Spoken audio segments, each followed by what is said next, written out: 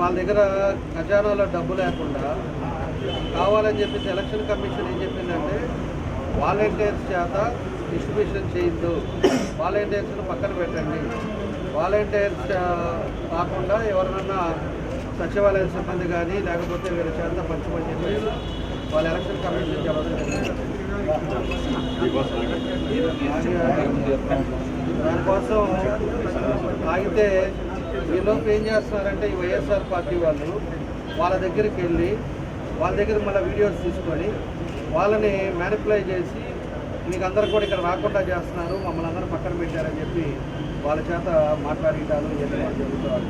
కొంతమంది వాలంటీర్స్ ఇదే పద్ధతిలో చాలా ఎక్స్ట్రా చేస్తున్నారు.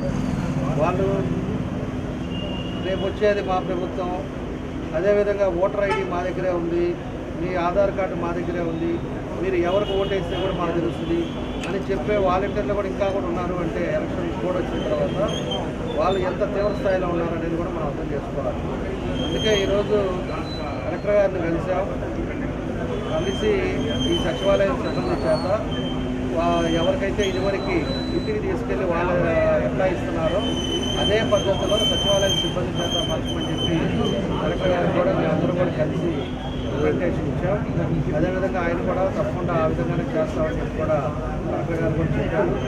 మేము కూడా తెలుగుదేశం పార్టీ తరఫున అదేవిధంగా జనసేన, బీజేపీ అన్ని పార్టీలు కలిపి కూడా రేపు తెలుగుదేశం పార్టీ ప్రభుత్వంలోకి వచ్చిన తర్వాత అన్ని పార్టీలు కూడా నిర్ణయం తీసుకుంది. ఏదైతే ఇదివరకు వాలంటీర్ల వ్యవస్థ ఎలా ఉందో ఆ వ్యవస్థ అలానే కొనసాగుతుంది. తప్పకుండా ఎవరికైతే ఈ పెన్షన్స్ ఉన్నారో, ఇబ్బందులు పడుతున్నారో పెద్దవాళ్ళు, వాళ్ళకి ఇదివరకు ఏ విధంగా చేశారో అదే విధంగా వాళ్ళ ఇంటికి వచ్చేసి ఇచ్చే విధంగా కూడా తెలుగుదేశం పార్టీ 4,000 రూపాయలు పెంచి వాళ్ళందరూ కూడా ఇచ్చే విధంగా ఈరోజు తెలుగుదేశం పార్టీ వాళ్ళందరూ కూడా డెసిషన్ తీసుకున్నారని చెప్పి కూడా మేము ఈ సందర్భంగా తెలియజేస్తా ఉన్నాం. కాబట్టి ఎవరైనా కూడా పెన్షన్ తీసుకునే వాళ్ళందరూ కూడా అధైర్యపడవద్దు, తప్పకుండా మీ ఇంటికి తీసుకొచ్చి పెన్షన్లు వస్తాయని చెప్పేసి మేము తెలియజేస్తున్నాం. ఇదే పద్ధతిలో రేపు తెలుగుదేశం పార్టీ వచ్చిన తర్వాత కూడా ఇప్పుడు ఇచ్చేది కాకుండా 4,000 రూపాయలు ఇచ్చి అందరూ కూడా ఇంటికి తీసుకొచ్చి ఇచ్చే విధంగా చేస్తామని చెప్పేసి కూడా ఈ సందర్భంగా దానికోసం ఈరోజు అందరూ కూడా సానుకూలంగా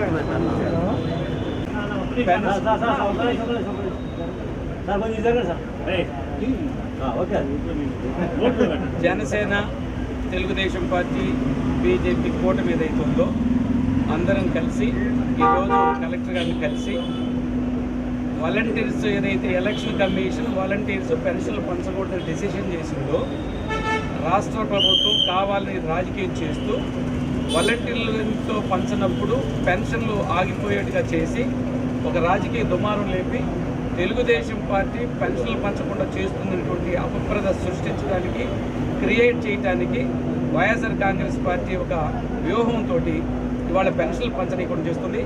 all the district collectors agreed to distribute the pensions on behalf of the secretariat. అది వచ్చినట్టు సమాచారం. అయితే అక్కడుండే సెర్ఫ్ సిఇఓ సంబంధం వాళ్ళు కావాలని పార్టీకి తొత్తుగా మారి చేస్తున్నట్టు సందర్భం. మేము ఒక్కటే కోరుతున్నాం, వాలంటీర్స్ని ఆపింది ఎలక్షన్ కమిషన్ ఆఫ్ ఇండియా. ఇక్కడ పెన్షన్లు పంచాల్సింది government of Andhra Pradesh. Anybody either secretariat or somebody or the revenue department or the MD office. కాబట్టి అసలు సమస్యను పక్కదారి పట్టిస్తూ దాన్ని రాజకీయంగా మలుపులు తిప్పుతున్న పరిస్థితిని ఖండిస్తున్నాం. కలెక్టర్ గారిని ఒక్కటి అడిగాం, తక్షణం ఎవరైతే బెనిఫిషరీస్ ఉన్నారో వాళ్ళకి ఇబ్బంది జరగకుండా పెన్షన్స్ డిస్ట్రిబ్యూట్ చేయించవలసిందిగా కోరున్నాం. ఆ విధంగా చేస్తానని ఆయన చెప్పారు.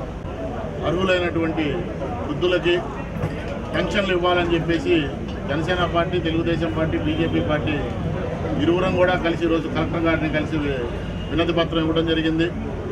సాక్షి పేపర్లో వాళ్ళ అనుకూలమైనటువంటి మీడియా ద్వారా తెలుగుదేశం పార్టీ మీద ఈ విధమైనటువంటి బురద జల్లటం ఇది ఎవరు హర్షించదగ్గ విషయం కాదు.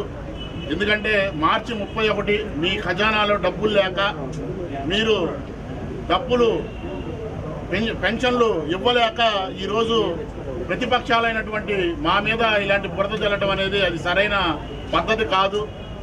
ఈ వైఎస్ఆర్సీపీ ప్రభుత్వానికి మేము ఒకటే హెచ్చరిస్తున్నాం, మీకు చేత కాకపోతే ప్రజా తీర్పుని ఇప్పుడే గౌరవించి దిగిపోండి.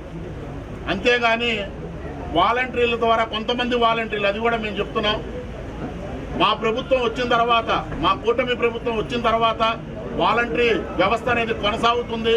ఎవరైతే ఇలాంటి వాటికి పాల్పడుతున్నారో అలాంటి వాలంటీర్లను కూడా మేము తొలగిస్తాము. జాగ్రత్తగా మీరు పని చేసుకోండి. మాకు వచ్చినటువంటి ఇన్ఫర్మేషన్ ఏంటంటే వాళ్ళ ఫోన్లు ఆల్రెడీ గవర్నమెంట్కి సబ్మిట్ చేయమన్నారు.